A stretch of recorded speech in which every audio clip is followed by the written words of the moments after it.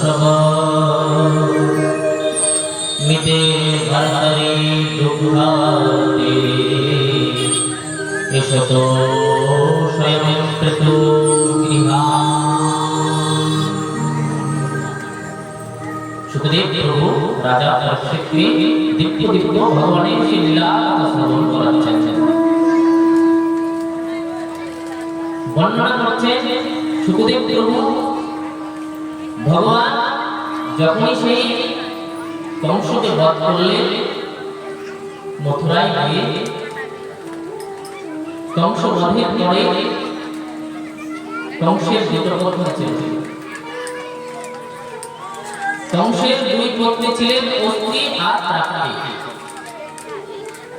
এই অস্ত্রী আর প্রাপ্তি কংসের মৃত্যুর পর ওনার পিতার গৃহে চলে গেছে। কংসের শ্বশুর মশাই হচ্ছেন জরাসন্ধ।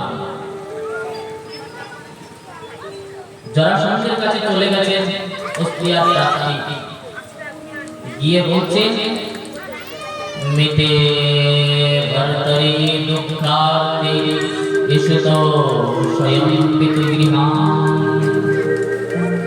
পিত্রে মগধ রাজায়া জরাসন্ধ দুঃখিতে বেদয়াং চক্রত সর্বমাত্মবদ্ধ ব্যাকরণম।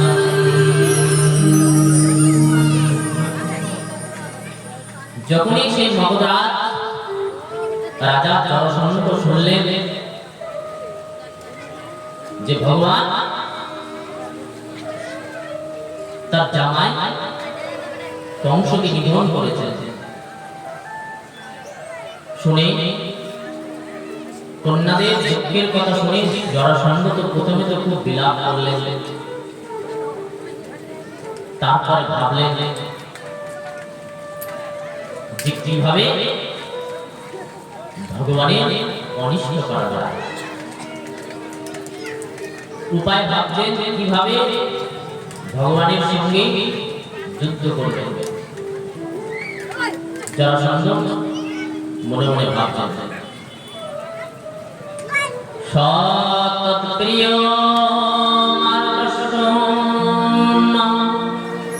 শোকার্ষ হেতু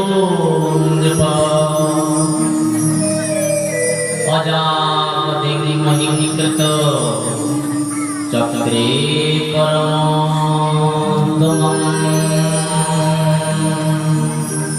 মনে মনে বিচার করছেন কিভাবে বাসুদেব শ্রীকৃষ্ণকে বধ করা যায়। কিন্তু জরাসন্ধ একবার না, জরাসন্ধ 17 বার ভগবানের সঙ্গে যুদ্ধ করেছে, কিন্তু কোনোবারই জিততে পারে নাই।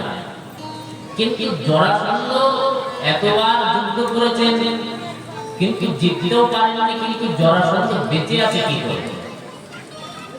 ভগবান চাইলে কি মুহূর্তের মধ্যে কংসকে বধ করে দিল, বড় বড় অসুরদেরকে মেরে ফেলল? চাইলে কি জরাসন্ধকে বধ করতে পারতেন? কিন্তু ভগবান মারেনি, জরাসন্ধকে ছেড়ে দিয়েছে যুদ্ধের থেকে। হেরে গেছে, মুখ লুকিয়ে চলে গেছে, ছেড়ে দিয়েছে, কিন্তু বধ করেনি। ভগবান দেখছেন জরাসন্ধকে যদি ছেড়ে দিই তো বারবার আমাকে মারার জন্য কোথাও থেকে দুষ্টুদেরকে একটা করে নিয়ে আসবে, বারবার চিন্তা করবে। আর যত দেশের মধ্যে রাষ্ট্রের মধ্যে সব জায়গা থেকে দুষ্টুদেরকে এনে এনে আমার সঙ্গে যুদ্ধ করতে আসবে, সেই সময় যুদ্ধে আমি দুষ্টুদেরকে সম্মান করব। তো ছেড়ে দিয়ে রেখেছে, যতবার আসে হেরে যায়। সব দুষ্টুদেরকে তো বধ করেন সঙ্গে যারা থাকে, কিন্তু জরাসন্ধকে ছেড়ে দেয়। ও আবার পুনর্বার একটু সুস্থ হয়ে পুনর্বার গিয়ে আবার দুষ্টুদেরকে জোগাড় করে কিছুদিন ধরে ধরে পুনর্বার যুদ্ধ করতে আসে, পুনর্বার হেরে যায়। কিন্তু একবারও জিততে পারে না। শিশুপালের সঙ্গে রুক্মিণীর বিবাহ স্থাপন হয়েছে। গতকাল আমরা শ্রবণ করেছি রুক্মিণী বিবাহ পাওয়া। যখনই সেই ভগবান শ্রীকৃষ্ণ রুক্মিণীকে নিয়ে দিব্যভাবে সেই দ্বারিকায় গমন করেছেন, রুক্মিণী হরণ করে সেখান থেকে দ্বারিকায় দিব্য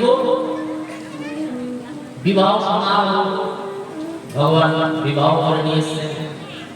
আধা দ্বারিকাবাসী কৃষ্ণের দিকে বরযাত্রী হয়েছে, আধা দ্বারিকাবাসী রুক্মিণীর দিকে কন্যা যাত্রী হয়েছে। এদিকে তো দিব্য মহোৎসব বিবাহ সমারোহ হচ্ছে, কিন্তু ওদিকে শিশুপাল মাথায় হাত দিয়ে কাঁদছে বসে। হায় হায়, আমি বিয়ে করতে গেছিলাম, আমি এখন লগ্নভ্রষ্ট হলাম, বিয়ে আমার হলো না। বিয়ে তো হওয়ার কথা ছিল আমার, কিন্তু হয়ে গেল মাঝখান থেকে আরেকজনের। হায় হায়, আমার দুর্ভাগ্য, এই মুখ আমি আর কাউকে দেখাবো না। এইরকম দুর্ঘটনা থেকে মরে যাওয়া অনেক ভালো, যে আমি জিতে গিয়ে থাকতে আজকে আমি যাকে বিয়ে করবো বলে এসেছিলাম তাকে রক্ষা করতে পারলাম না, আমার সামনে দিয়ে হল করে নিয়ে চলে গেল। তো শিশুপাল ভাবছি এর থেকে আমি মরে যাই। জরাসন্ধ গেছে, উপস্থিত হয়েছে, দেখেন শিশুপাল মাথায় হাত দিয়ে বসে কাঁদছে। কি হলো শিশুপাল তোমার? মহারাজ, আজকে এর থেকে আর কি লজ্জা আছে? আমার মুখ দেখার মতো পরিস্থিতি নেই, আমি কি করে আমার মিত্রদের বান্ধবদেরকে মুখ দেখাবো? যে বিয়ে করতে এসেছিলাম, কিন্তু করে তো আরেকজনে ঘরে ঘরে নিয়ে চলে গেছে। আমি এত ব্যবস্থা করলাম, কারণ জরাসন্ধ শিশুপাল এনারা তো ভগবান বিদ্বেষী। শিশুপাল তো সবাইকে নিমন্ত্রণ করেছিলেন, ভগবানকে তো নিমন্ত্রণ করেননি। ভগবানকে নিমন্ত্রণ করেনি, জানে যে এ কোনো না কোনো একটা উৎপাত করবে। আর ভাবতে ভাবতে সেটাই হয়ে গেল। মুখ দেখার মতো শিশুপালের আর কোনো অবস্থা নেই। ভাবছেন যে আত্মহত্যা করে আমার ভালো। প্রেম সে বলুন রাধে। মনে মনে এই বিচার বিমর্ষ করছেন শিশুপাল। জরাসন্ধ গিয়ে বলছে, শিশুপাল তোমার তো একবার হেরে গেছে, তোমার না হয় একবার না হয় তোমার সঙ্গে এই দুর্ঘটনা ঘটলো। কিন্তু শিশুপাল তুমি শুনলে অবাক হবে, আমি না ওই কৃষ্ণের কাছে 17 বার হেরে গেছি। ওই আমি তো আত্মহত্যা করার, শরীর ত্যাগ করার কথা মনেও ভাবিনি। শিশুপাল মনে মনে ভাবলো, তাহলে আমার থেকেও বড় বড় ব্যক্তি আছে যাদের দুঃখ আমার থেকে বড় বড়, তাহলে আমার দুঃখ তো অনেক ছোট, তাহলে আমি কেন মরার জন্য মনে ভাবছি?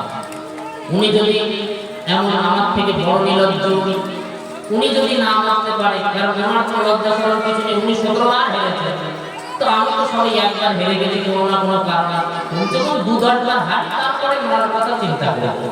বললো আপনি যদি 17 বার হেরে যদি না মানতে পারেন, তাহলে আমার মরার দরকার নেই। শিশুপাল বলল ঠিক আছে, তাই হয়। যখন থেকে শিশুপাল সেই রুক্মিণীকে হরণ করে নিয়ে গেছে কৃষ্ণ, পেলেন না, নিজের প্রাণ ছাড়লেন না। জরাসন্ধ এসে কানের মধ্যে বলে গেছে, আমি 17 বার হেরে গেছি, তোমার আত্মহত্যা করার দরকার নেই। কিন্তু শিশুপালের মনের মধ্যে এমন রাগ, এমন দেশ জন্মেছে ভগবানের উপরে, যে প্রতিদিন শিশুপাল ভগবানকে গালাগালি দিতে থাকে। এই শিশুপালই ভগবানকে গালাগালি দিত। ভগবান এটাকেই বলেছিল, তোমার এতটা গালাগালি আমি হজম করব। 100 গালাগালি শুনতো, তারপরে কিন্তু আর শুনতো না। ভগবানের মতো ব্রহ্ম আদিপতি নারায়ণ, যার অঙ্গুলি হিলনে অখিল ব্রহ্মাণ্ড প্রলয় হয়ে যেতে পারে, সেও গালাগালি শুনলেন। একটা না, দুটো না, 100 গালাগালি শুনেছেন। আমাদের তো দু চারটা শুনিয়ে দিলেই মাথা গরম হয়ে যাবে। আর ওনার মতো ব্যক্তিত্ব ভাবে যদি দেখতে হয়, যখন ব্যক্তি বিশেষ যদি দেখতে হয়, ওনার মতো ব্যক্তিত্ব, ওনার মতো নীতিবান, ওনার মতো মহাপুরুষ, ওনার মতো ত্যাগী, ওনার মতো বৈরাগী, ওনার মতো দার্শনিক, ওনার মতো শাস্ত্রজ্ঞ, ওনার মতো সুন্দর আর কেউ ছিলেন না। তো সেই থেকে বিয়ে করতে চেয়েছিলেন উনি, কিন্তু হয়ে গেছে আরেকজনের বিবাহ। তাই জন্য গালাগালি দিতে থাকেন ভগবান। জরাসন্ধ 17 বার আক্রমণ করেছে, জিততে পারে না। কিন্তু এইবার কি করলেন জরাসন্ধ? অক্ষণী অক্ষৌণী বিবিংশত্যাম ত্রিশিচাপি সংবৃত যদুরাজ ধানিং মথুরাং ন্যারুণা সর্বত দিশাম। জরাসন্ধ এবার কি করলেন? 23 অক্ষরী সেনা নিয়ে মথুরাকে ঘিরে নিয়েছেন চারিদিক থেকে। ভগবানের মথুরাকে ঘিরে নিয়েছেন চারিদিক থেকে। যখনই মথুরা পুরী চারিদিক থেকে ঘিরে নিয়েছে আক্রমণ করার উদ্দেশ্যে, তখন ভগবান মনে মনে ভাবলেন, যতক্ষণ পর্যন্ত জরাসন্ধের একটা বিহিত না করা যাবে, কারণ এখন তো মথুরার রাজা হয়ে গেছেন ভগবান, তো সেই মথুরাকে ঘিরে নিয়েছেন। দ্বারিকায় কি করে গেলেন ভগবান? ভগবান তো মথুরার রাজা ছিলেন, কিন্তু দ্বারিকায় ভগবান যেতে বাধ্য হয়েছেন কেন? ভগবান দেখছেন যদি আমি এই মথুরার মধ্যে থাকি তাহলে জরাসন্ধ কোনো না কোনো ভাবে উৎপাত করবে। কিন্তু জরাসন্ধ চাইলে বধ করতে পারতেন, কিন্তু বধ করেন না। তার অনেক কারণ আছে। তো দেখলেন কি আনতে থাকুন দুষ্টদের, আর আমি বধ করতে থাকি। একা একে মেরে দিলে তো আর দুষ্টদের ঝুলাতে পারবে না। তাই জন্য ভগবান খুব সুন্দরভাবে হাত হাতে রেখেছেন। জরাসন্ধ এবার চারিদিক থেকে মথুরাকে ঘিরে নিয়েছেন। ভগবান দেখলেন আমার জন্য অহেতুক ব্রজবাসীরা কষ্ট পাবে, ব্রজবাসীরা কেন কষ্ট পাবে আমার জন্য। তাই জন্য ভগবান কি করলেন? সেই রাত্রিতে সমস্ত ব্রজবাসীদেরকে নিয়ে দ্বারিকায় চলে গেছিলেন। তার আগে বিশ্বকর্মাকে সেই সমুদ্রের মধ্যে রৈবত পর্বতে তিনি সেই বিশ্বকর্মাকে দিয়ে সুন্দরভাবে সোনার দ্বারিকাপুরী নির্মাণ করে দিয়েছেন বিশ্বকর্মাকে দিয়ে। সেইখানে রাত্রিতে সমস্ত ব্রজবাসীর শয়নে আছেন। সকালবেলা চোখ খুলে দেখলেন যে সবাই দ্বারিকায় পৌঁছে গেছেন। যেমন করে সমস্ত ব্রজবাসীদের আমরা শ্রবণ করেছি যে বৈকুণ্ঠ ধাম দর্শন করিয়েছিলেন ভগবান মায়া দ্বারা, তেমন ভাবে ঠিক রাত্রিতে সবাই শুয়ে আছে। সকালে উঠে দেখলেন সবাই দ্বারিকায় পৌঁছে গেছে, দ্বারিকায় চলে গেছেন সবাই। কোন দিকে দিয়ে প্রবেশ করবে সেটা বুঝতে পারছেন না। দ্বারিকা দ্বারিকা, দ্বার কোথায়, দ্বার কোথায়, কোন দিকে দরজা, নাম হয়ে গেল দ্বারিকা। এই দ্বারিকায় তারপর থেকে সবাই নিবাস করতে লাগলেন। ব্রজবাসীদেরকে তো পাঠিয়ে দিয়েছে ভগবান দ্বারিকায়, কিন্তু জরাসন্ধের তো একটা ব্যবস্থা করতে হবে। তা না হলে জরাসন্ধ যদি খবর পায় যে ভগবান এখান থেকে দ্বারিকায় চলে গেছে, তো সেখানে উৎপাত করবে। তাই জন্য যাতে করে জরাসন্ধ বুঝতে না পারে যে ভগবান দ্বারিকাপুরী নির্মাণ করে দ্বারিকার মধ্যে বিরাজ করছে, তাই জন্য ভগবান চাইলেন যে এবার একটু জরাসন্ধের সঙ্গে ছল করা উচিত। প্রেম সে বলুন রাধে শ্যাম। তাই জন্য ভগবান একটু জরাসন্ধের সঙ্গে ছলনা করলেন। নিরীক্ষতদ বলং কৃষ্ণ উদ্বেলবিভূষাগরম স্বপুরং তেন সংমুগ্ধং স্বজনং চ ভয়াকুলম। ভগবান দেখলেন যে সেই জরাসন্ধ তার সমুদ্র সৈন্য নিয়ে পুরো মথুরাকে চারদিক থেকে ঘিরে নিয়েছেন। যখন এই দৃশ্য ভগবান দেখলেন, ভাবছেন যে কিভাবে জরাসন্ধের সঙ্গে যুদ্ধ করবেন। কিন্তু এইবার হলো জরাসন্ধের, এইবার নিয়ে 18 বার আক্রমণ করবেন ভগবানের সঙ্গে। জরাসন্ধ কি করেছে, সেই ব্রাহ্মণদেরকে যজ্ঞের মধ্যে সুন্দরভাবে বসিয়ে দিয়েছে যে এইবার যদি আমি যুদ্ধে যদি না জয়ী হতে পারি তাহলে তোমাদের গর্দান যাবে। তো ভগবান চিন্তা করলেন আমার জন্য আহত কি ব্রাহ্মণকে কষ্ট পাবে, আমি যদি যুদ্ধে জিতে যাই তোমাদের তো অনেক দান দক্ষিণা দেব, আর যদি হেরে যাই তাহলে তোমাদের গর্দান যাবে। তাই জন্য তোমরা সাবধান হয়ে ভগবানের ডাকে তপ জপ করো যাতে আমি যুদ্ধে জয়ী হই। কিন্তু এবার কি করলে, তার মাঝখানে এক ঘটনা ঘটে গেল। নারদজি মহারাজ সবসময় লীলায় সহযোগিতা করেন, দিব্য দিব্য লীলা ইনি ঘটিয়ে দেয়, সব লীলা এনার হাত দিয়ে হয়। নারদজি মহারাজ গিয়ে জরাসন্ধকে একটু উস্কে দিয়েছেন আর যুদ্ধের একটু ভালো উপায় বের করে দিয়েছেন। দেখো জরাসন্ধ, তুমি তো বারবার গিয়ে তুমি হেরে যাও, তোমার কিছু লজ্জা শরম বলে কিছু নেই, এতবার হেরেছে তুমি, 17 বার হেরে গেলে, তারপর তুমি যুদ্ধ করতে যাও নির্লজ্জের মতো। আমি তোমাকে একটা ভালো উপদেশ দিচ্ছি, আজকে তুমি শোনো। বলুন মহারাজ। নারদ মহারাজ বলছে শোনো, কাল যখন আছে, এই কাল যখন এনার বরদান আছে, ইনি যদুবংশের হাতে মরবেন। তো তুমি এক কাজ করো, এই কাল যমনকে নিয়ে তুমি ভগবানের সঙ্গে যুদ্ধ করতে যাও। কেন? ভগবান বলেন যদুবংশী, তো যদুবংশের হাতে কাল যমন মরবে না। তখন কি করলেন, যখন নারদজি মহারাজ এই করে খুব সুন্দর করে বুদ্ধি দিয়েছে, তখন জরাসন্ধ সেই কাল যমনকে সঙ্গে নিয়ে এবার ভগবানের সঙ্গে যুদ্ধ করতে যাচ্ছেন।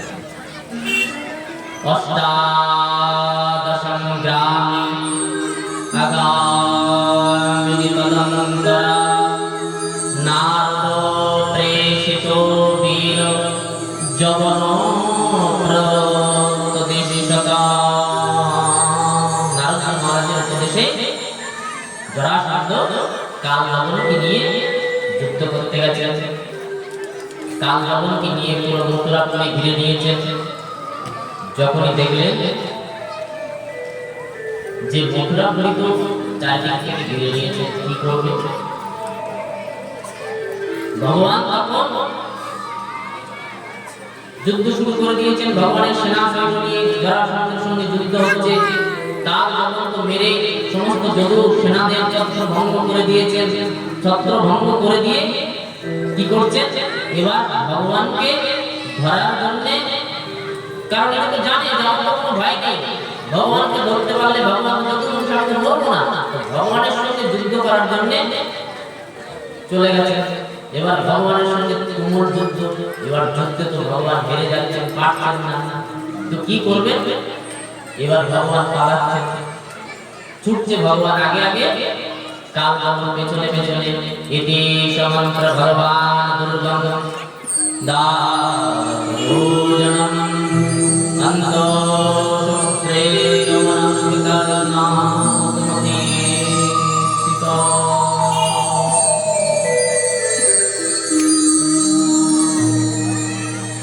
যখনই কাল যখন দেখলেন ভগবান পালাচ্ছে, জরাসন্ধ দেখে মনে করে শান্তি পেয়েছে। এবার ভগবান তুমি কোথায় যাবে?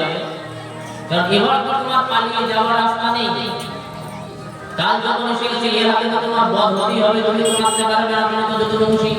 ভগবান পালাচ্ছেন, কিন্তু ভগবানের মধ্যে আর কাল ভগবানের মধ্যে মাত্র এক হাতের দূরত্ব। কাল যখন ছুটছেন পেছনে পেছনে, ভগবান আগে, কিন্তু কাল যখন মনে করেছেন এইকে ধরে ফেললাম, এই ধরে ফেলেছে কৃষ্ণকে, আর এইটাই মানি, কিন্তু এক হাতের দূরত্ব, ধরতে আর পারছে না।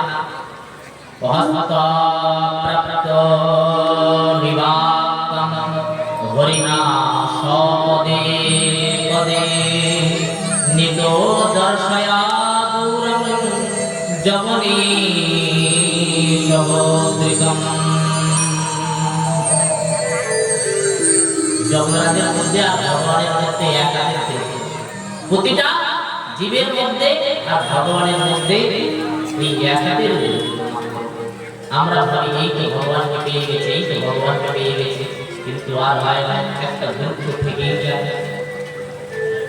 তো যত চেষ্টা করেছেন ভগবান কি ধরা এত সোজা? ভগবান কি কাউকে তাড়াতাড়ি ধরা দেয়? চাইলেই কি ভগবানকে ধরা যায়? মনে হয়েছে ভগবান পেয়ে গেছি, ভগবান পেয়ে গেছি, কিন্তু সোজা না। এবার কি করলে? সে সুন্দর ভাবে ভগবান ছুটতে ছুটতে সেই প্রবর্ষণ পর্বতের মধ্যে সেইখানে চলে গেছে। প্রবর্ষণ পর্বতে, এবার প্রবর্ষণ পর্বতের মধ্যে গুহার মধ্যে ঢুকে গেলেন। সেই প্রবর্ষণ পর্বতের মধ্যে ঘুমিয়েছিলেন মহারাজ মুচকুন্দ। এই মুচকুন্দ মহারাজ ইনি এই প্রবর্ষণ পর্বতের মধ্যে ঘুমিয়েছিলেন। এই মুচকুন্দ মহারাজ ইনি যদুবংশীদের হয়ে জীবনে অনেক যুদ্ধ করেছেন। স্বর্গের মধ্যে মুচকুন্দ মহারাজ এত যুদ্ধ করেছেন।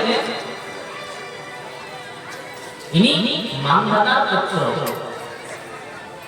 এই মুচকুন্দ মহারাজ, আমরা মানধাতা দিলীপের কথা আমরা শ্রবণ করেছি ভাগবতের মধ্যে। তো ইনি মানধাতার পুত্র হলেন মুচকুন্দ মহারাজ। তো ইনি জীবনে যদুবংশী হয়ে স্বর্গের মধ্যে সব জায়গায় অনেক যুদ্ধ করেছেন। ইনি যখন যদুবংশী হয়ে যুদ্ধ বিশ্রাম করেছেন, ইনি দেখলেন যে এনার ঘর বাড়ি আর পরিবার সংসার সন্ততি কিছুই নেই। এনার সারা জীবনটা চলে গেছে যদুবংশীদের সেবা করে। ভগবানের অনেক সেবা করেছেন মুচকুন্দ মহারাজ। তো যখনই যুদ্ধ বিশ্রাম হয়েছে, তো ভগবান মুচকুন্দ মহারাজকে বলছেন, মুচকুন্দ তুমি বড় ভালো আমার কাছে তুমি কি চাও? মুচকুন্দ মহারাজ বলছেন, ভগবান জীবনে তো যুদ্ধ করলাম, ঘর পরিবার তার মধ্যে আমার সব খতম হয়ে গেছে, শেষ হয়ে গেছে, তো আমি আর কি বর চাইবো আপনার কাছে? কিন্তু অনেক দিন ধরে যুদ্ধ করেছি, আমার এখন শরীরের মধ্যে খুব ক্লান্তি, মনে হচ্ছে যে একটু ঘুমাই, একটু ঘুমাতে পারলে আমার আরাম হতো। শরীরে অনেক ক্লান্তি, আমার কষ্ট, তো একটু ঘুমাবো। কিন্তু একটা কথা আছে, আমি তো বিশ্রাম করবো, ঘুমাবো, কিন্তু আমি যখনই চোখ খুলবো, আমি চোখ খুলে যেন সামনে আপনারই দর্শন পাই। যখনই আমার ঘুম ভাঙবে, আর তার মাঝখানে যদি ঘটনাক্রমে যদি কেউ যদি আমার ঘুম ভাঙায়, সে কিন্তু আমার পেট সহ্য করতে পারবে না, জ্বলে গেলে কিছু ভস্ম হয়ে যাবে। ভগবান বললেন তাই হবে। এবার ভগবান তো এই প্রবর্ষণ পর্বতের মধ্যে এই মুচকুন্দ মহারাজ মানধাতার পুত্র, ইনি ঘুমাচ্ছিলেন। ভগবান কি করলেন? সেই কাল যখন তো তাড়াচ্ছেন, জরাসন্ধকে পেছনে হাত তালে দিচ্ছে, বাবা বলছে এইবার তোমার কি হবে, এইবার তুমি খেলায় করেছো, কাল যখন হাতে তোমাকে বধ হতেই হবে, এবার আমি যুদ্ধে জিতে গেছি বলে কি করলেন? কাল যখন প্রবর্ষণ পর্বতের মধ্যে ঢুকে গেছে, সেইখানে মুচকুন্দ মহারাজ ঘুমাচ্ছেন। ভগবান গিয়ে নিজের পিতাম্বরীটা, নিজের গায়ে সেই পিতাম্বর ছিল, পিতাম্বরটা দিয়ে মুচকুন্দ মহারাজকে খুব সুন্দরভাবে ঢেকে দিয়েছেন। যখনই কাল যখন প্রদর্শন পর্বতের মধ্যে প্রবেশ করলেন, দেখলেন যে সেই ভগবানের পীতাম্বর উড়িয়ে মনে হচ্ছে ভগবান শুয়ে আছেন, ভেবেছেন যে এইখানে ভগবান শুয়ে ঘুমাচ্ছেন। তখন কি করলেন? সউত্থায় চিরং সপ্ত শনৈর্মিললোচনে দিশো বিলালং পার্শ্বে তমোদ্রাদরঞ্জিতম সউত্থায় চিরং সপ্তম শনৈর্মিললোচনম। আরে তুমি এইখানে ঢুকে যুদ্ধে আমাকে আহ্বান করে তুমি এই পর্বতের মধ্যে ঢুকে এখন ঘুমাচ্ছ? তুমি সুন্দরভাবে তোমার এই প্রিয়টা গায়ে গায়ে পড়ে আছে, ঘুমাচ্ছে। যখন এই দেখলে তখন কি করলেন? শতাতস্য রুষ্টস্য রেগে কি করলেন? সজোরে ভগবান মনে করে সজোরে একটা লাত জমিয়ে দিয়েছেন পেটের মধ্যে। যখনই পেটের মধ্যে এইরকম করে একটা জমিয়ে দিয়েছে লাত, ভেবেছেন ভগবান শুয়ে আছেন। এবার মুচুকুন্দ মহারাজ ঘুম ভেঙে গেছে,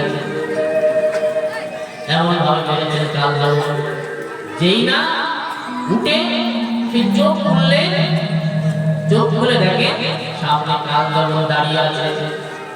যেই না কাল ভগবানের দিকে দৃষ্টি করলো মুচুকুন্দ মহারাজের, কাল ভগবান তো ওইখানেই তিনি বর্ষ গোবিন্দায় হয়ে গেছে।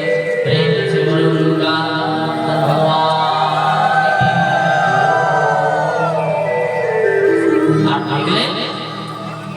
যে এক পাশে সামনে ভগবান আড়াল হয়ে দাঁড়িয়ে আছে, চোখ খুলতে ভগবানের দর্শন পেলেন।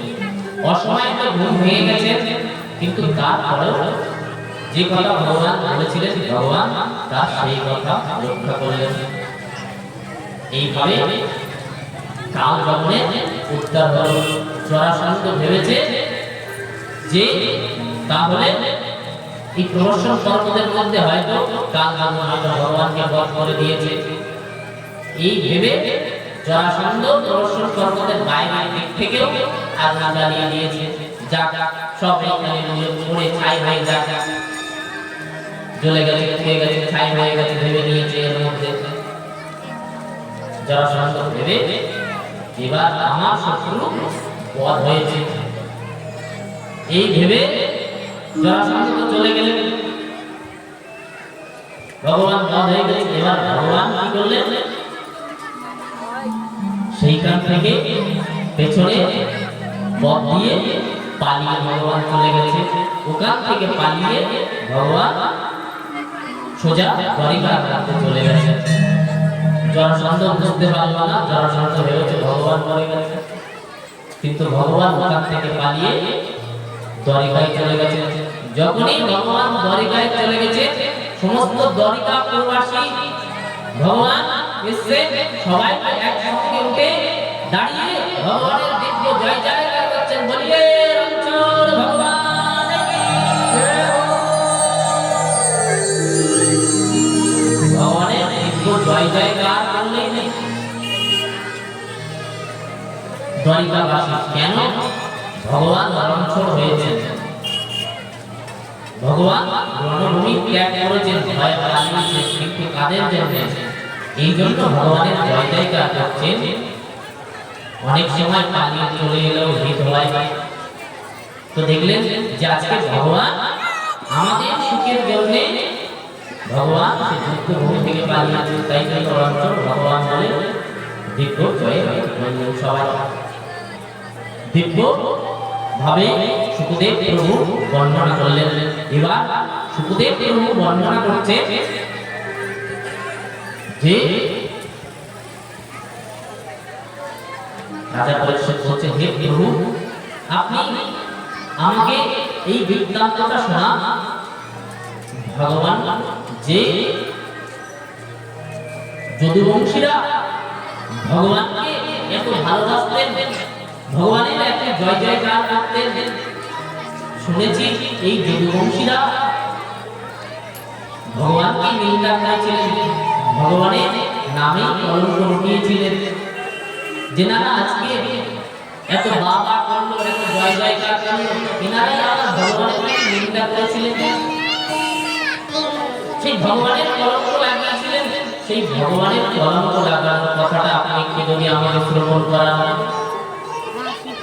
বলছে কেন? সুখদেব প্রভু বলছে ভগবানের এই কলঙ্ক লাগার কথা যদি কেউ যদি শ্রবণ করে, যে ভগবানের কি কলঙ্ক লেগেছিল, কেন লেগেছিল, তো তার জীবনে যদি কিছু কলঙ্ক কালিমা যদি থাকে তো সেটা নষ্ট হয়ে যায়, তার জীবনের কলঙ্ক নষ্ট হয়ে যায় ভগবানের এই লীলা শ্রবণ করলে।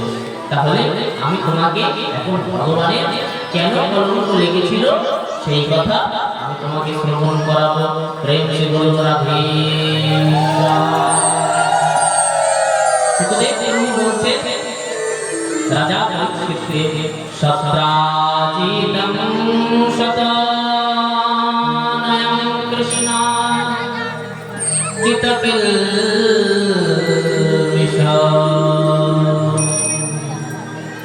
সমন্তকেন মুনিনা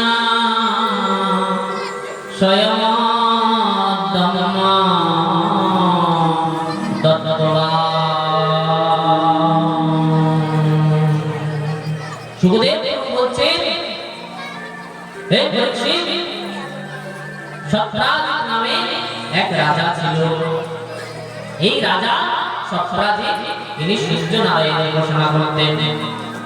অনেকদিন তিনি সূর্য নারায়ণের উপাসনা করেছেন। সূর্য নারায়ণ এনার উপরে সন্তুষ্ট হয়ে এই সত্রাজিত রাজাকে একটা মণি প্রদান করেছিল। রাজা সত্রাজিতকে একটা মণি প্রদান করেছিল। রাজা সত্রাজিত এই মণি পেয়ে এমন দিব্য তেজে জ্যোতিতে ইনি বিদ্যমান হয়েছেন যে এনার তেজ, এনার বহির্ভাব খুব বেড়ে গেছে দিনে দিনে। সূর্য নারায়ণ জপ করেছেন, সূর্যের মতো জ্যোতি বের হচ্ছে। একদিন ভগবান সেই দ্বারিকার মধ্যে নিজের সভার মধ্যে বিদ্যমান আছেন। সমস্ত যদুবংশীদের নিয়ে নিজের সেই সভায় ভগবান বিরাজমান।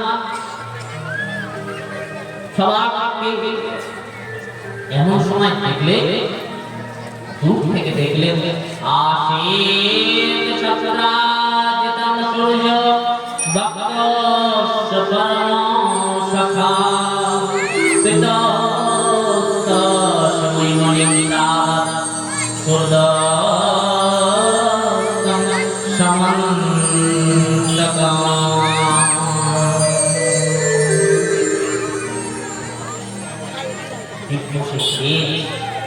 দিব্য সেই বৈভব মনে হচ্ছে যেন স্বয়ং সূর্য নারায়ণ দ্বারিকা থেকে হেঁটে চলে আসছেন। সমস্ত সভা দিয়ে যত সভা সজ্জন ছিলেন সবার মধ্যে সবাই বিদ্যমান ছিলেন। ভগবানকে ডেকে বলছেন হে প্রভু, হে নারায়ণ, নারায়ণ নমস্তে শঙ্খচক্র গদাধরম দামোদরায় বিদ্যায় গোবিন্দায় জগন্নাথ হে জগন্নাথ হে জগন্নাথ ভগবান। আরে আপনি যে যুদ্ধ ভাবে আজকে এই যদুবংশীদের হয়ে যদুকুলে আপনি যে প্রকট হয়েছেন, আপনি যে যুদ্ধ ভাবে লীলা করার জন্য এই যদুবংশে প্রকট হয়েছেন, মনুষ্য রূপ ধারণ করেছেন, কিন্তু মনে হচ্ছে সাক্ষাৎ সূর্য নারায়ণ আপনাকে দর্শন করার জন্য আসছেন। সূর্য নারায়ণ হয়তো বুঝতে পেরেছেন যে আপনি ছদ্মবেশে যুদ্ধ ভাবে সেই নরলীলা করার জন্য দ্বারিকার মধ্যে আপনি উপস্থিত আছেন। স্বয়ং সূর্য নারায়ণ দেখুন আপনাকে দর্শন করার জন্য তার সমস্ত তেজ রাশি শক্তি নিয়ে আপনার দিকে এগিয়ে আসছেন। সমস্ত সভাসদগণ ভগবানকে এইরকম বলছেন। ভগবান বলছেন দেখো ওটা সূর্য নারায়ণ না, ওটা সূর্যদেব না, ওটা হলেন রাজা সত্রাজিত। রাজা সত্রাজিত উনি সূর্যদেবের উপাসনা করে সূর্যদেবের কাছ থেকে একটা মণি প্রাপ্ত করেছেন। সেই মণি তার সূর্যের মতো সেই মণির তেজ। তো সেই মণিটা গলায় নিয়ে সত্রাজিত যাচ্ছেন। তো সত্রাজিত তো মণি গলায় দিয়ে মণি নিয়ে চলে গেছেন। দিনে দিনে দিনে দিনে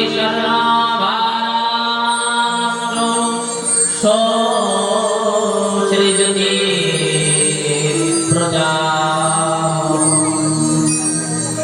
কিছুদিন পর কানাকানি হতে হতে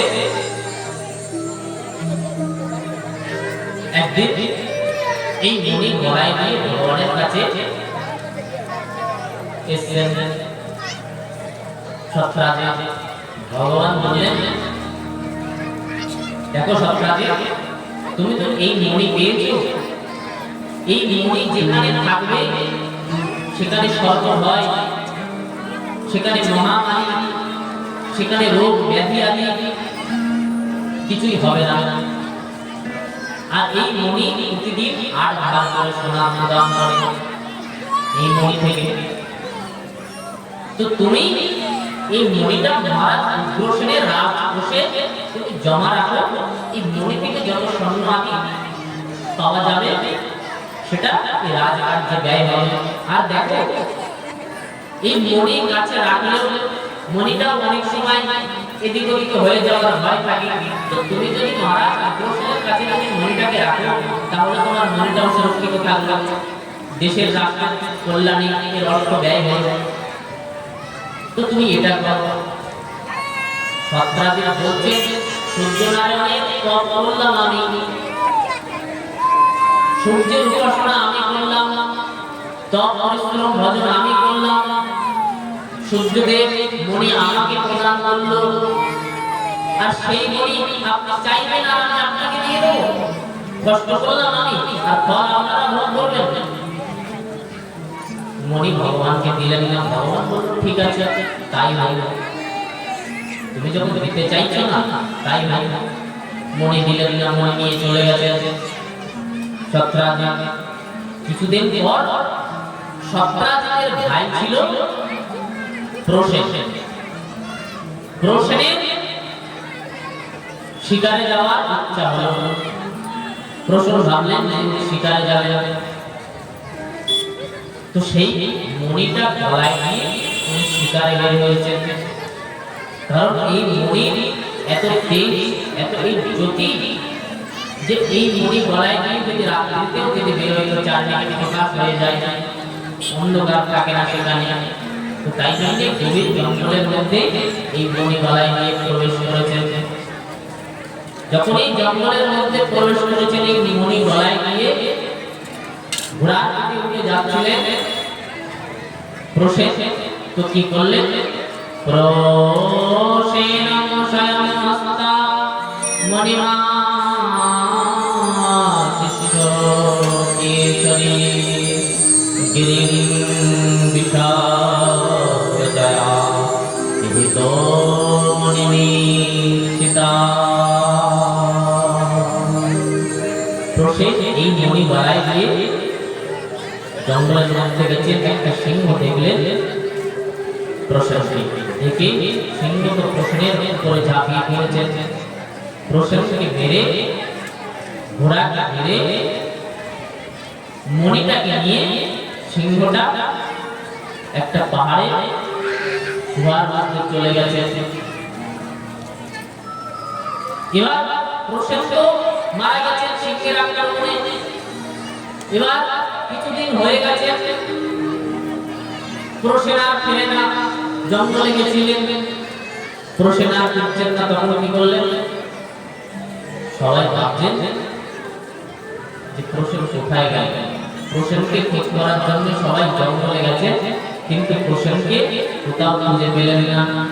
কিন্তু সবাই ভাবলেন যে এই মণি চেয়েছিলেন ভগবান, তো এই মণি চেয়েছিলেন, এই মণি যেহেতু আমি দিয়ে দিই, তো নিশ্চয়ই এই মণি ভগবানই নিয়েছেন।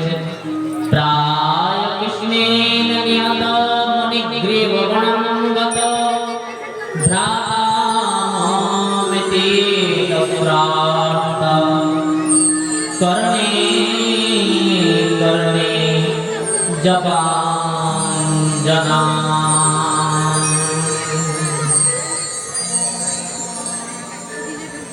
ভগবান কিন্তু এই মণিটা প্রসেনকে মেরে এই মণি ভগবান বাসুদেব নিয়েছেন। এইরকম ভেবেছে সৎরাজ, কিন্তু সৎরাজ কি করলেন, এটা তো ওনার পত্নীর সঙ্গে বলেছেন। এবার বলে দিয়েছেন, দেখো এখন তো কোনো প্রমাণ নেই, তো প্রমাণ ছাড়া তো কোনো কথা বলা যাবে না, তো এক্ষুনি তোমার কার সঙ্গে বলার দরকার নেই। এবার ওনার সঙ্গে বলেছেন, উনি আরেকজনের সঙ্গে বলেছেন, বলে তুমি যেন কার সঙ্গে বলো না। উনি আরেকজনের সঙ্গে বলেছেন, বলে তুমি যেন কার সঙ্গে বলো না, আমি তোমাকে প্রথমবার বললাম। উনি আবার আরেকজনের সঙ্গে বলে আমি তোমাকে প্রথমবার বললাম, তুমি যেন এই কথা কার সঙ্গে বলো না। এরকম করণীয় যখন জনা পুরো তরিকায় সবার কানে কানে হয়ে গেছে যে ভগবান প্রসেনকে বধ করে সৎরাজিতে এই সূর্যনারায়ণ প্রাপ্ত মণি ভগবান নিয়ে নিয়েছেন।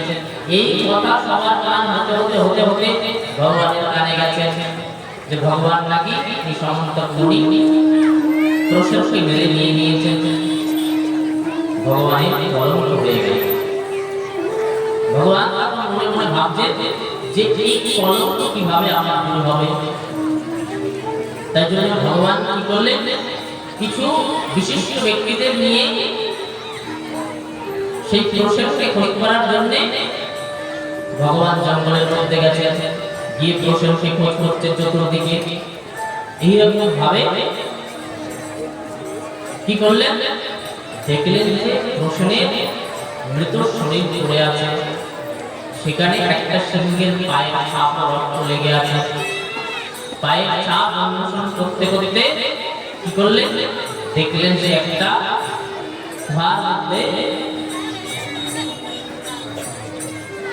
প্রবেশ করেছে। দেখলেন সিংহটা মরে পড়ে আছে, সেখানে মরিটা নিয়ে সিংহটা মরে গেছে।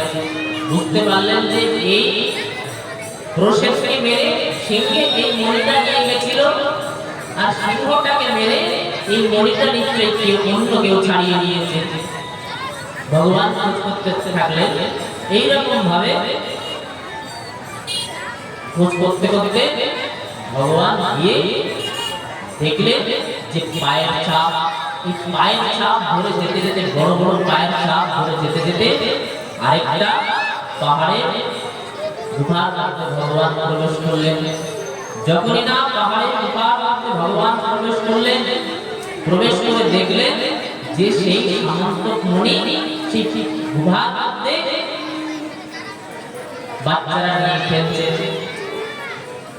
যখনই এই মণি ভগবান ছাড়িয়ে নিতে গেছে পাহাড়ের মধ্যে, সেই গুহার মধ্যে ঢুকে, তখন বাচ্চারা চিৎকার করে উঠেছে। যখনই বাচ্চারা চিৎকার করে উঠেছে যে পাহাড়ের মধ্যে গুহার মধ্যে এরকম একজন মনুষ্য দেহধারী কে প্রবেশ করলো, তখন কি করলেন, বাচ্চাদের চিৎকার শুনে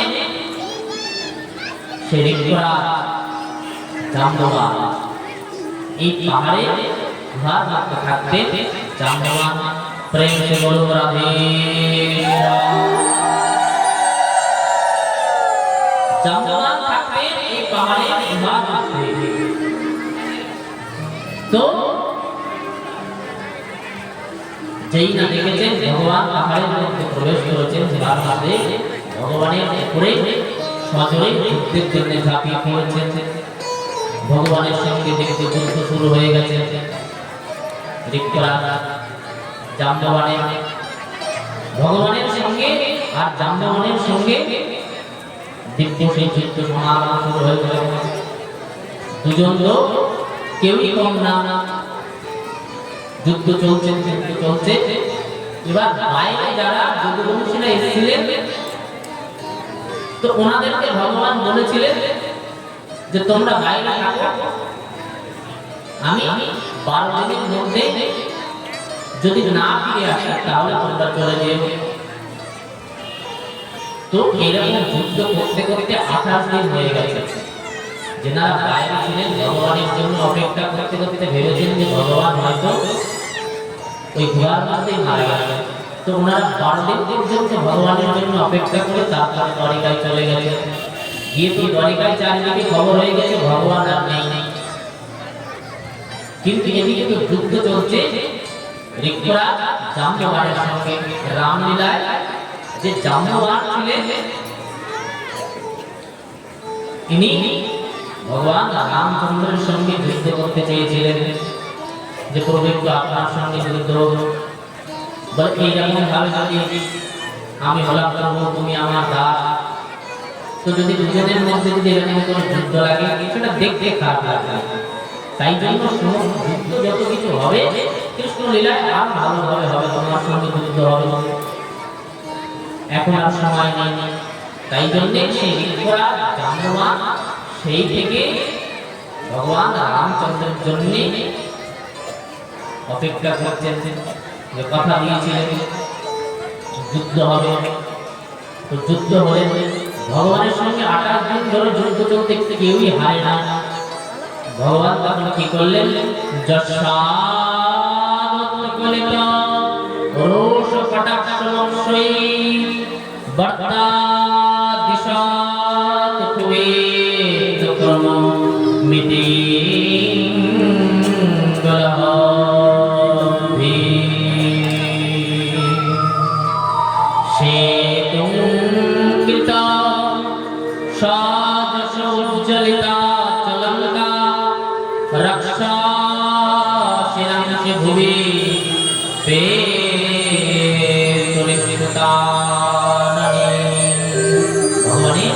রামচন্দ্রের সেতু মন্ত্রের সময় ঋক্ষরাজ জাম্ববান অনেক সহযোগিতা করেছিলেন ভগবান রামচন্দ্রের লীলায়।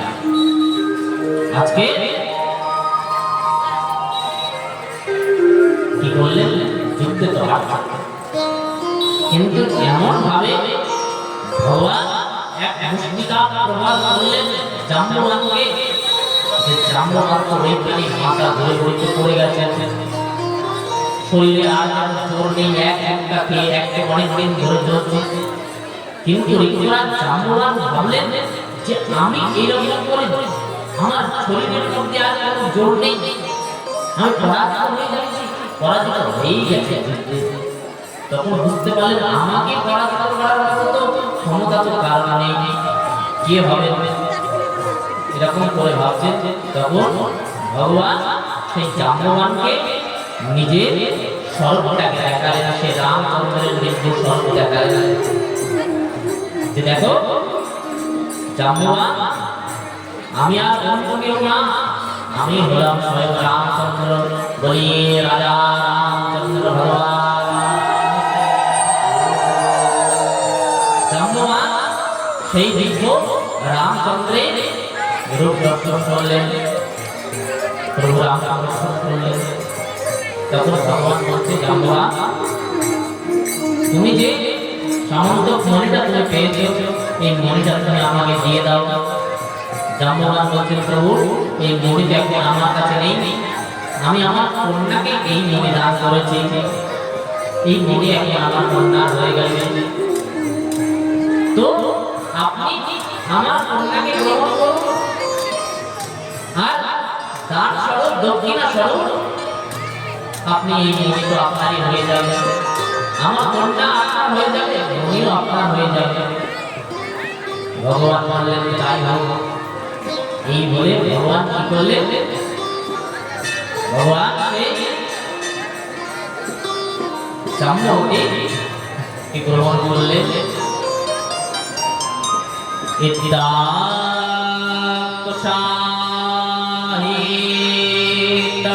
কন্যা জাম্বতী মুদা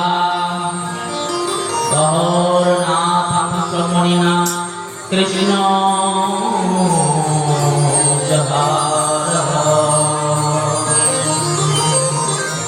সে কি করলেন, জাম্ববানের কন্যা জাম্বতীকে ভগবান গ্রহণ করলেন। করে ভগবান এবার জাম্বতীকে সঙ্গে নিয়ে দ্বারিকার মধ্যে এসেছেন। দ্বারিকার মধ্যে যখন এসেছেন, সমস্ত দ্বারিকায় ভগবানের দিব্য জয় জয়কার হচ্ছে।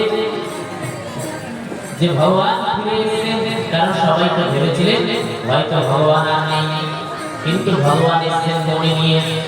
কিন্তু ভগবানের কাছে এখন একটা মণি না, ভগবান দুটো মণি হয়েছে। ভগবান কি করলেন, সেই মণিটা নিয়ে সত্রাজিৎকে দিয়ে দিয়েছে। সত্রাজিৎ, তুমি এই মণির জন্য আমাকে কলঙ্ক দিয়েছিলে, তুমি তোমার মণি ফিরিয়ে নাও, কিন্তু তোমার এই মণি আনতে গিয়ে আমার আরেকটা মণি লাভ হয়েছে, যা ভালোই হলো। তো তোমার এই মণিটা আমার অনেক কলঙ্ক দিয়েছে, তোমার মণি এবার মণি রাখো। সত্রাজিতের অনেক গ্লানি হলো, এটা কি হয়ে গেল, আমি বিনা দোষে ভগবানকে এরকম চারিদিকে বদনাম ছড়ালাম, ভগবানকে কলঙ্ক রটালাম, এরকম মহৎ ব্যক্তির সঙ্গে এইরকম করাটা আমার ঠিক হলো না। সত্রাজিতাম সমাহুয় সবায়াং রাজ সন্নিধ প্রাপ্তিং চাক্ষায় ভগবান মুনিং তস্मै নবেদয়। সবার মধ্যে দেখে সত্রাজিতকে ভগবান মণি দিয়েছেন। সত্রাজিতকে নিতে চাইছিলেন না, কিন্তু ভগবান বললেন তোমার মণিতে অনেক কলঙ্ক দিয়েছে, আমি তোমার মনে রাখলাম, তুমি নিয়ে যাও বলে মণি তো দিয়ে দিলেন, মণি নিয়ে চলে গেলেন। এবার সেই বিবাহ সংস্কার হলো।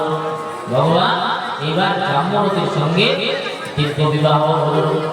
বলিয়ে জাম্ববতী ভগবান কি। ভগবানের দিব্য বিবাহ হয়েছে, জাম্ববতীর সঙ্গে ভগবানের দ্বিতীয় পাটনানি হয়ে গেল।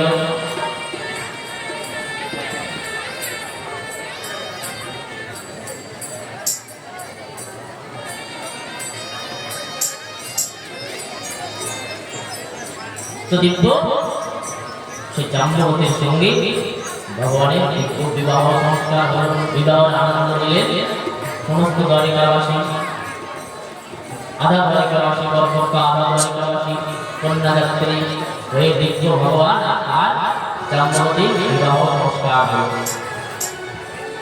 বলিয়ে জাম্ববতী ভগবান কি। দ্বিতীয় পাটনানি ভগবানের হয়ে গেল।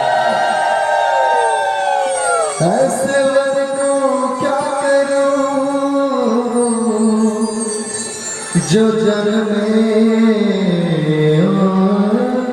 मर जाए,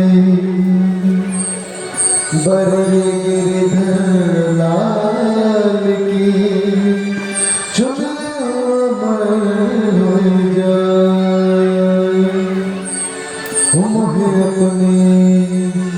मोहे अपनी तो दुल्हन बना ले, मोहे अपनी तो दुल्हन बना ले, शाम तेरी दीवानी हुई मैं, मोहे अपनी तो दुल्हन बना ले, मोहे अपनी तो दुल्हन बना ले, शाम तेरी दीवानी हुई मैं, शाम तेरी दीवानी हुई मैं दीवानी, मैं दीवानी, मैं दीवानी, मैं दीवानी, मैं दीवानी, दीवानी हुई मैं।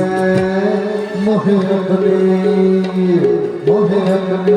तो दुल्हन बना ले, मोहे अपनी तो दुल्हन बना ले, शाम तेरी दीवानी हुई मैं, शाम तेरी दीवानी हुई मैं।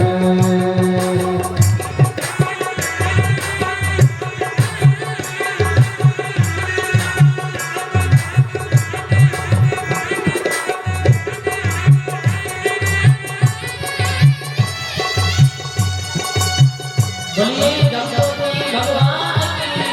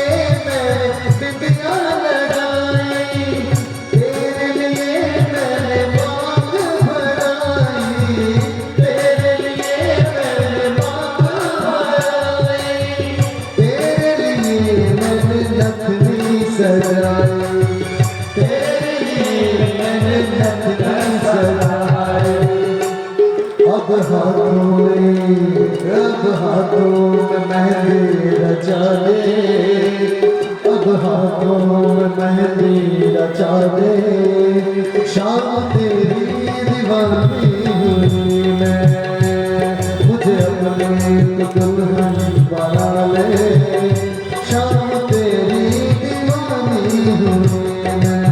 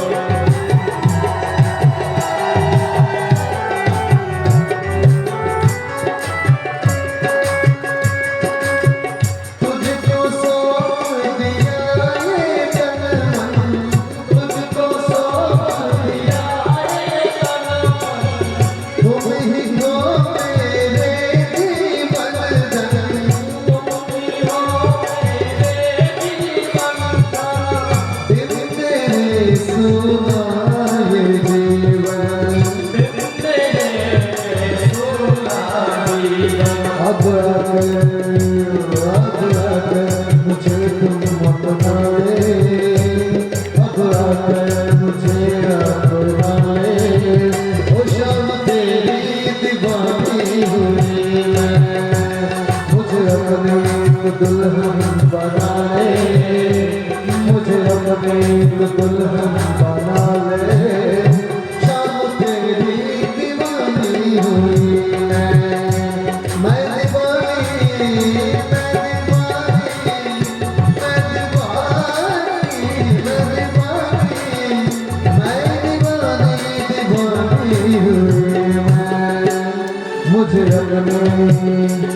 मुझे अपनी दुल्हन बना ले, मुझे अपनी दुल्हन बना ले, शाम तेरी दीवानी हुई मैं, मुझे अपनी दुल्हन बना ले, मुझे अपनी दुल्हन बना ले, शाम तेरी दीवानी हुई मैं, शाम तेरी दीवानी हुई मैं, शाम तेरी दीवानी हुई मैं, शाम तेरी दीवानी हुई मैं, शाम तेरी दीवानी हुई मैं, शाम तेरी दीवानी हुई मैं।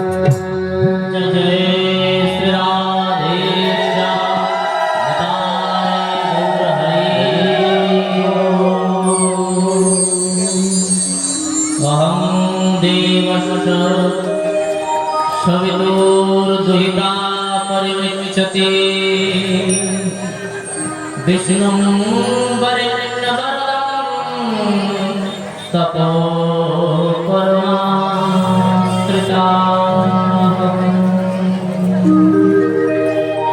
भगवान द्वितीय ব্যাখ্যানে রূপে সেই জাম্বুতিকে ভগবান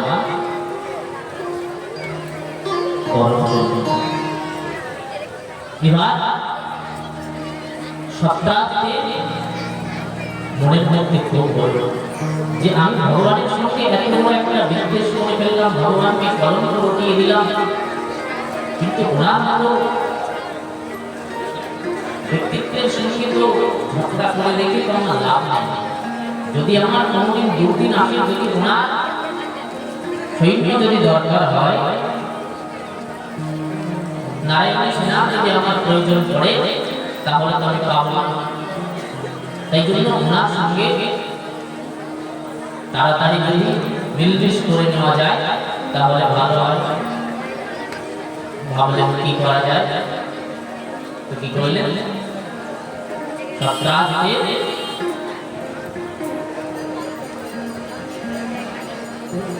এরকম ভেবে সত্রাজিত ভাবলেন যে এই মণিটাও ভগবানকে দিতে হবে, কিন্তু কোনো না কোনো ছলে বলে ভাবলেন আমার ঘরে কন্যা আছে, তো যদি আমার কন্যাটা যদি আমি ভগবানকে দান করি, আর যদি দক্ষিণা স্বরূপে আমি যদি এই মণিটা যদি ভগবানকে যদি দিই, তাহলে হয়তো ভগবান এই মণিটা নেন বলে সেই সত্রাজিতের কন্যা সত্যভামাকে নিয়ে সত্রাজিৎ ভগবানের কাছে গেছে। হে ভগবান, আপনি আমার কন্যাকে গ্রহণ করুন। ভগবান ক্ষেত্ররাজ, কেউ যদি ক্ষেত্রদের কাছে যদি নিজের কন্যা দান করতে চায়, যদি রাজি থাকে, তাহলে কোনো ক্ষেত্রীয় রাজা সে নির্দ্বিধায় গ্রহণ করতে পারে না। ভগবান বলল, আপনার কন্যা নিতে তো আমার কোনো অসুবিধা নেই। বলল, তাহলে ভগবান আপনি কন্যাটা যদি নেবেন, তাহলে এই স্বরূপে দক্ষিণা রূপে আপনি মণিটাও আপনার কাছে রাখবেন। ভগবান বলছে, এই মণির জন্য আমার অনেক কলঙ্ক হয়েছে, এই মণি আমি নেব না। তবে আমি তোমাকে একটা কথা বলি, মণি তুমি অনেক সূর্যদেবের তপ করে পেয়েছো, মণি তোমার কাছে তুমি রাখো। তোমার কন্যার যে মণিটা আমি গ্রহণ করলাম, কিন্তু এই মণি থেকে যে স্বর্ণভার হবে সেটা তুমি রাজা আকর্ষণকে প্রদান করো, সমাজ রাষ্ট্রের কাজে লাগবে। এই বলে ভগবান সত্যভামাকে তৃতীয় পত্নী রূপে গ্রহণ করলেন। বলিয়ে সত্যভামা ভগবান, ভগবান তৃতীয় পত্নী রূপে সত্যভামাকে গ্রহণ করলেন। এবার অহং দেবস্য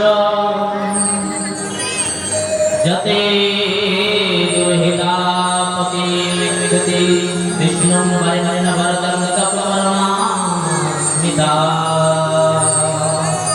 এবার ভগবানের মন হয়েছে একটু ঘুরতে যাওয়ার, তো ভগবান সেই রাত্রিতে ঘুরতে বের হয়েছে অর্জুনকে সঙ্গে নিয়ে। অর্জুনকে নিয়ে ঘুরতে ঘুরতে যমুনার তটে এসেছেন। যখনই না রাত্রিতে ঘুরতে ঘুরতে যমুনার তটে এসে উপস্থিত হয়েছে, দেখলেন যমুনার তটে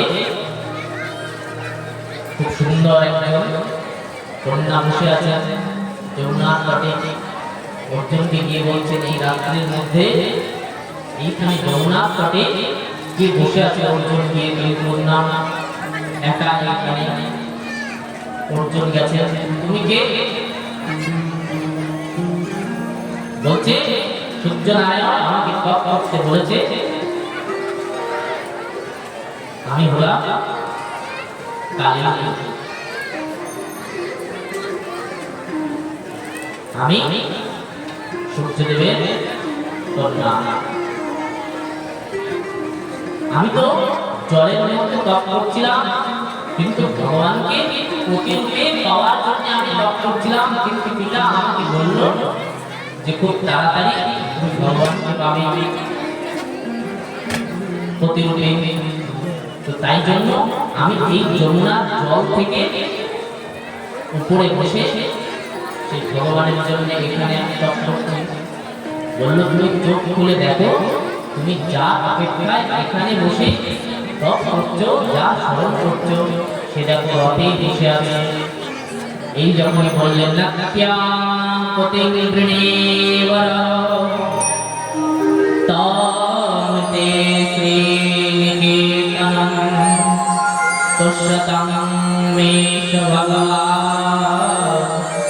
মুকুন্দ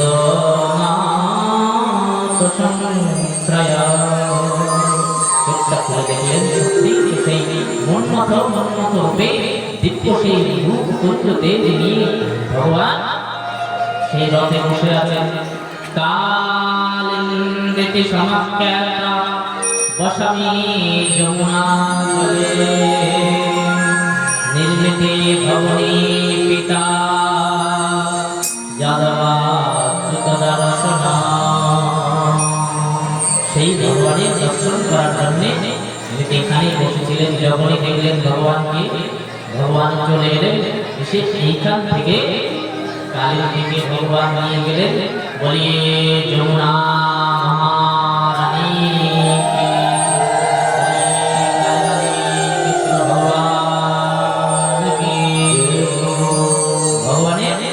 চতুর্থ পাটরানি হলো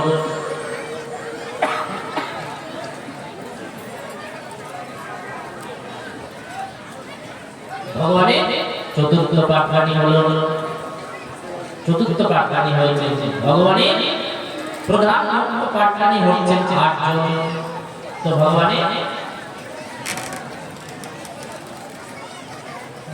চতুর্থ পাটরানি হয়েছে ভগবানের প্রধান পাটরানি হলেন 8 জন মুখ্য এনারা 8 জন। তার মধ্যে 4 জনের সঙ্গে ভগবানের বিবাহ সংস্কার আদি হয়ে গেছে। তো এবার যাদের প্রসাদ আপনাদের পাওয়ার ইচ্ছা আনন্দবাজারের প্রসাদ হয়ে গেছে, আপনারা প্রসাদ পেতে চাইলে সবাই প্রসাদ পেতে যেতে পারেন, ভাগবত গ্রহণ করতে পারেন। যাদের যাদের প্রসাদের দরকার দূর থেকে এসে ওনারা অবশ্যই গিয়ে কমিটির যে আয়োজন সেটাকে সুন্দর করবেন, সবাই সুন্দরভাবে প্রসাদ পাবেন। প্রেম সে বলিয়ে জয় জয় শ্রীরাম। এবার পঞ্চমবার ভগবান সেই মিত্রবৃন্দাকে বিবাহ করলেন। সেই বৃন্দ আর অনুবৃন্দের 2 ভাইয়ের একটা মাত্র বোন ছিল মিত্রবৃন্দা। এই মিত্রবৃন্দাকে ভগবান পঞ্চম পাটরানি হিসেবে ভগবান গ্রহণ করলেন। বলি মিত্রবৃন্দা ভগবান কি জয়। নগ্নজিতের কন্যা নগ্নজ্যোতিকে ভগবান ষষ্ঠ পাটরানি রূপে গ্রহণ করলেন। ভগবান সেই লক্ষ্মণাকে পত্নী রূপে সপ্তমবার গ্রহণ করলেন। এবার ভগবান ভদ্রাকে গ্রহণ করলেন।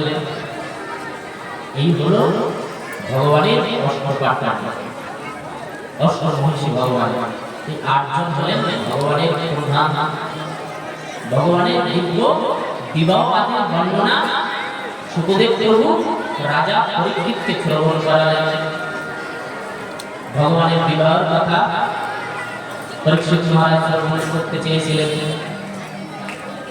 পরীক্ষিত বলছেন, হে সুখদেব প্রভু, শুনেছি নাকি ভগবানের আরো অনেকগুলো বিবাহ হয়েছিল।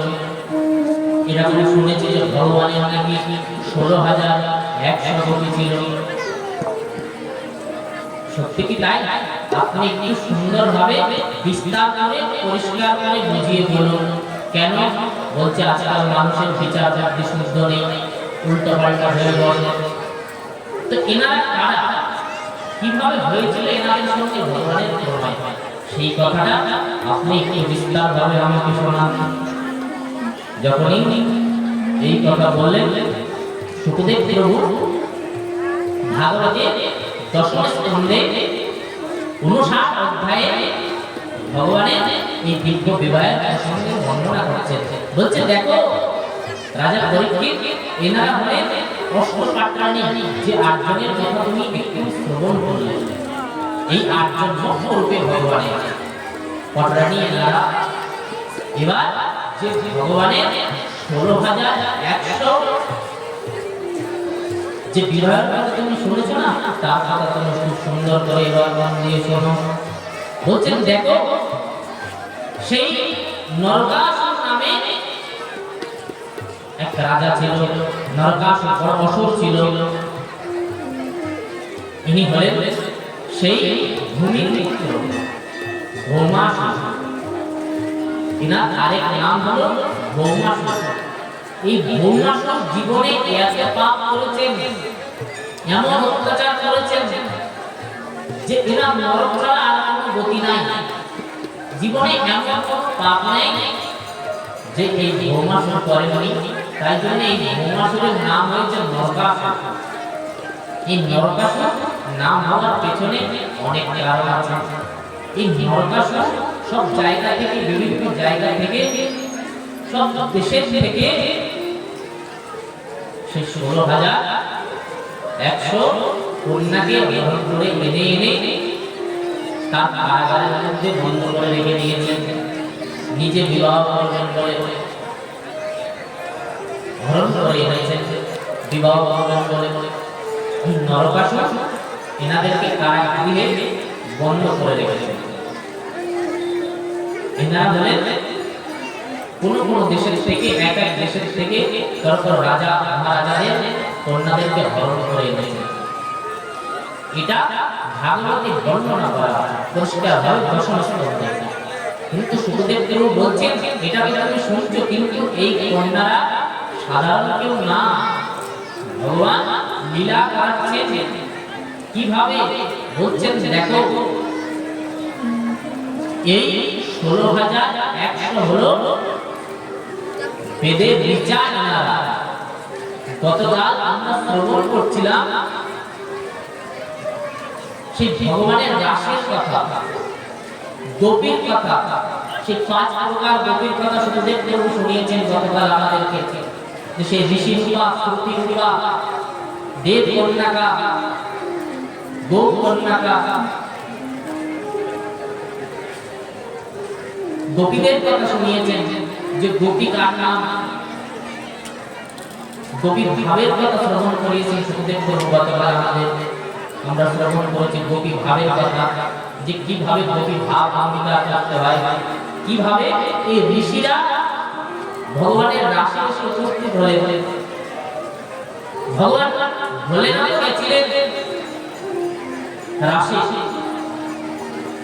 কিন্তু তো রাসে প্রবেশ তো ভোলেনাথ তো পান নাই, রাসে চলে গেছেন। কিন্তু রাসে ঢোকার পথে তো ভোলেনাথকে আটকে দিয়েছেন যে তুমি এইরকম করে রাসের মধ্যে ঢুকে যাবে, রাসে কোনো পুরুষের প্রবেশ নাই। এখানে গোপী ভাব অঙ্গীকার করে গোপী হয়ে তারপরে রাসে প্রবেশ করতে হয়। ভোলেনাথ ললিতা সখীর কাছ থেকে দীক্ষাপত্র নিলেন। ললিতা সখীর কাছ থেকে ভোলেনাথ দীক্ষাপত্র নিলেন, নিয়ে গোপী ভাব প্রাপ্ত করলেন। রাসে প্রবেশ কখন হবে, ভগবানের সেবায় কখন লাগলো, যখন সেই গোপী ভাব গোপী ভাব আসবে আমার মধ্যে, তা না হলে ভগবত প্রাপ্ত হবে না, ভগবানের সেবা করা যাবে না। তো স্বয়ং ভোলেনাথ সেই ললিতা সখীর কাছ থেকে দীক্ষা নিয়ে গোপী ভাব প্রাপ্ত করলেন। ললিতা সখীর কাছ থেকে ভোলেনাথ দীক্ষা নিয়ে গোপী ভাব হয়ে তারপরে রাসে প্রবেশ করেছেন। দণ্ডকারণ্যের যে ঋষিরা ছিলেন, এনারা ঋষি রূপা গোপী হয়েছেন, শ্রুতি রূপা গোপী। যে ভাগবতের মধ্যে, বেদের মধ্যে যে শ্রুতি আছে, এনারা গোপী হয়েছেন মুক্তিমন্ত। তো এই যে 16,100 যে কন্যার কথা বলা হচ্ছে, যে ভগবানের পত্নী ছিলেন, এনারা সাধারণ কেউ না। এই 16,100 হলো আমাদের বেদে ঋচা। আমাদের শাস্ত্রে বলছে, আমাদের সুখদেব প্রভু এই বর্ণনা তো শোনাচ্ছে, আর আমাদের পদকর্তা সুরদাস যে বর্ণনা করেছে, বেদ ঋচা ভাই গোপিকা হরিশ কিয় বিহার। বেদ ঋচা ভাই গোপিকা হরিশ কিয় বিহার।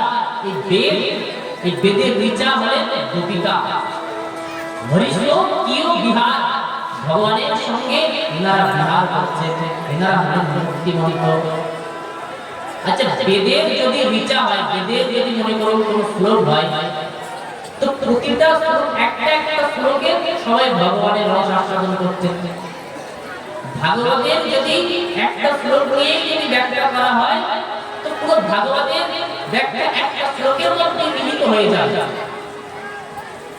আপনি কোথা থেকে আস্বাদন করবেন, যেদিক থেকে আস্বাদন করবেন নিষ্ঠতা, এই নিগম গল্প তরুণ দলিতাম না বলা হয়।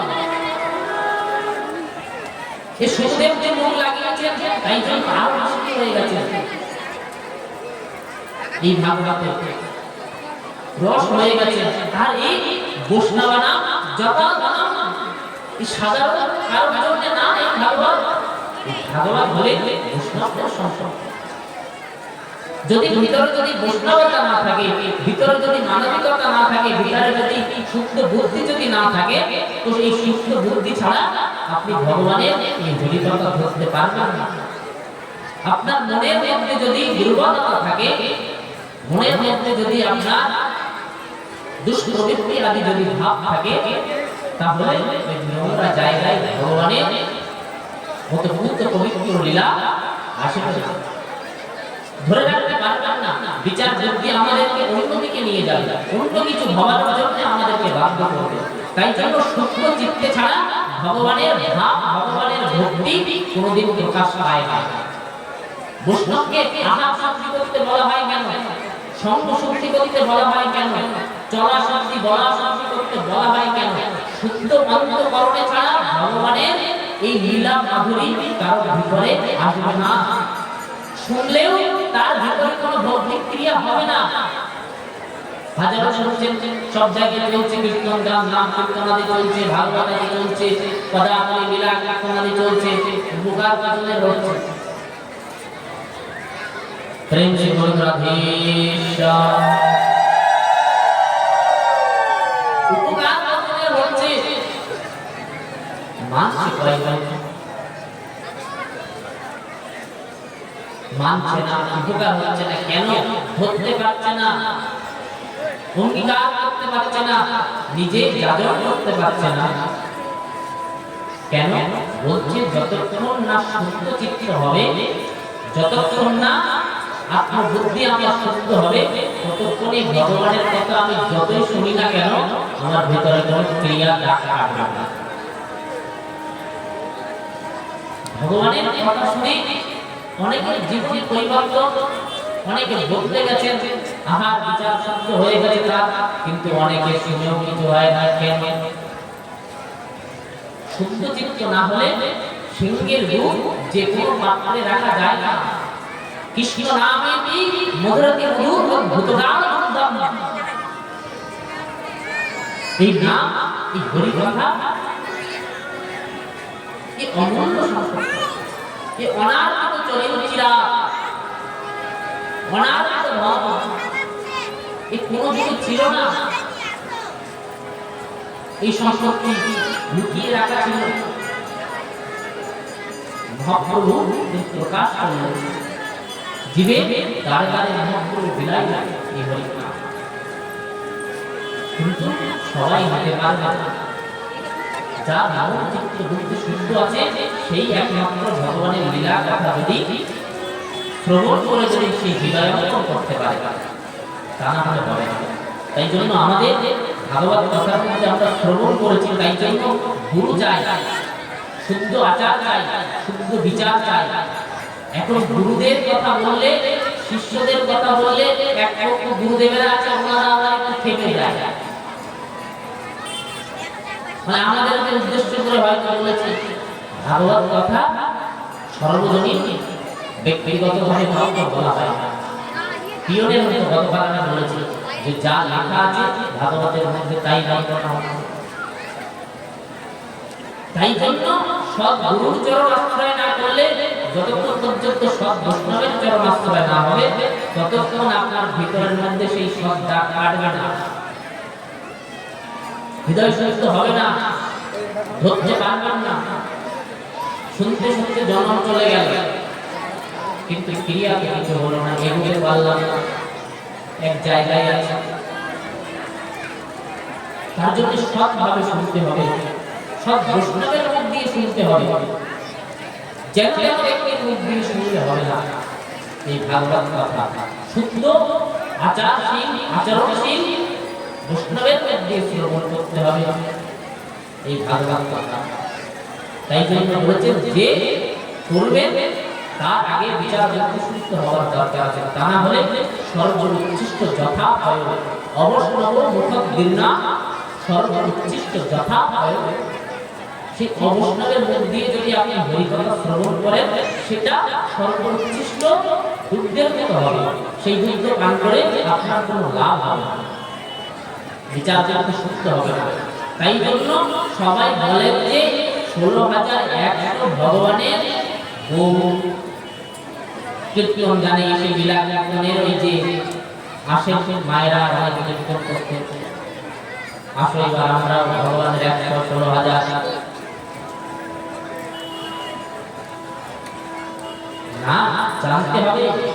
ইনারা কোনো আমরা গতকালই শ্রবণ করেছি, ইনারা কোনো স্ত্রীর বা শক্তি না, ইনারা কোনো মাতৃ শক্তি না। আমাদের বেদে 16,100 হলো পূজা। জয় রাধে জয় নিতাই। যুবক গ্রামবাসী ও ভক্তদের কাছে আমাদের বিশেষ অনুরোধ, আপনারা মন্দির এবং কমিটির পিছনে আমাদের প্রসাদ খাওয়ার ব্যবস্থা রয়েছে। আমাদের মন্দির ও কমিটির পিছনে প্রসাদ খাওয়ার ব্যবস্থা রয়েছে। আস্তে আস্তে গিয়ে সবাই প্রসাদ সেবন করে সেবা করে আসে। জয় রাধে জয় নিতাই।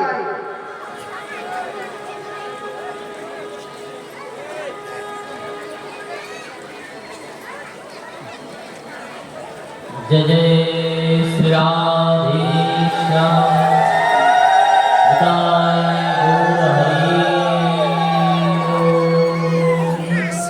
तो এই 16,100 আর 8 জনের বিবাহ সংস্কার আগে ভগবানের সঙ্গে হয়ে গেছে। তো এই 16,100 হলেন বেদের ঋচা। ইনারা শ্লোক রূপে বিদ্যমান হয়ে ভগবানের স্তুতি করছেন, ভগবানের সঙ্গ করছেন। তো এনারাই কন্যা রূপে এসেছেন, কেউ ঋষি কন্যা হয়ে, কেউ যোগ কন্যা হয়ে, এক একজনের জন্ম এক এক জায়গায় হয়েছে। এবার সবাইকে যদি এক জায়গায় যদি না করা হয় তাহলে কি করে সম্ভব হবে? তাই জন্য কি করলেন, এই নরকাসুরকে মাধ্যম বানিয়ে সবাইকে এক জায়গায় নিয়ে এলেন। কারণ সবার তো ঘরের থেকে আসা সবার পক্ষে সম্ভব হবে না, সবাই চাইলেও আসতে দেবে না পরিবার সবজন লোকেরা। তাই জন্য কি করলেন, এই নরকাসুরকে ভগবান মাধ্যম বানিয়ে সব জায়গা থেকে এনাদেরকে হরণ করালেন, আগে করে একটা জায়গায় এনে রাখলেন। তা না হলে ভগবান সব জায়গায় যাবেন, সবার পানি গ্রহণ করবেন, সবার আশা পূরণ করবেন, আর কাজগুলো কখন হবে? গো ব্রাহ্মণ হিতায় কখন লক্ষ্য হবে? তাই জন্যে নরকাসুরকে ভগবান মাধ্যম বানালেন, বানিয়ে সবাইকে হরণ করিয়েছেন। এক এক জায়গা থেকে এক এক রাজকন্যাদের এই নরকাসুর হরণ করে এনে এনার কারাগারের মধ্যে রেখেছেন। নরকাসুর, এই নরকাসুর যেদিন বধ হয়েছিল, এই নরকাসুরের আবার এনার আশীর্বাদ ছিল যে কোন পুরুষের হাতে বধ হবে না। এবার কি করেছে, ভগবান সত্যভামাকে সঙ্গে নিয়ে গেছে যুদ্ধ করতে। নরকাসুরের সঙ্গে সত্যভামাকে সঙ্গে নিয়ে গেছে। সত্যভামাকে সঙ্গে নিয়ে গিয়ে নরকাসুরের সঙ্গে ভগবানের যুদ্ধ হলো। সেই নরকাসুরকে, সত্যভামাকে নিমিত্ত বানিয়ে নরকাসুরকে ভগবান বধ করলেন। করে না কারাগার থেকে এই 16,108 কন্যাদের ভগবান উদ্ধার করলেন। যেদিন এই নরকাসুর বধ হয়েছিল সেই দিনটা কবে? সেই দিনটা আমাদের পরে দীপাবলির আগের দিন। সবাইকে জেনে রাখা উচিত, এই দীপাবলির আগের দিন নরক চতুর্থী পড়ে, নরক চতুর্দশী বলে হয়। আমরা সবাই ভালো ভালো দীপাবলির মতো আমাদের মনে আছে কোনদিন দীপাবলি হয়। এই নরক চতুর্থী দীপাবলির ঠিক আগের দিনেই পড়ে। এই দিনেই নরকাসুরের বধ হয়েছে, এই দিনে। কিন্তু কবে বলছে, এই কার্তিক মাসের কৃষ্ণপক্ষের চতুর্থী তিথি, এটা কার্তিক মাসে পড়ে। দীপাবলির দিন আমরা সবাই দীপদান করি, কিন্তু তার ঠিক আগের দিন নরক চতুর্দশী। এদিনও দীপদান করতে হয়। এদিন দীপদান করার মাহাত্ম্য সব থেকে বেশি। প্রেম সে বল রাধে শ্যাম। তাই জন্য নরক চতুর্থীটা সবাই মনে রাখবেন যে দীপাবলির আগের দিন এই নরক চতুর্থী আসে। সেই দিন সবাই পিতৃপুরুষের উদ্দেশ্যে, যারা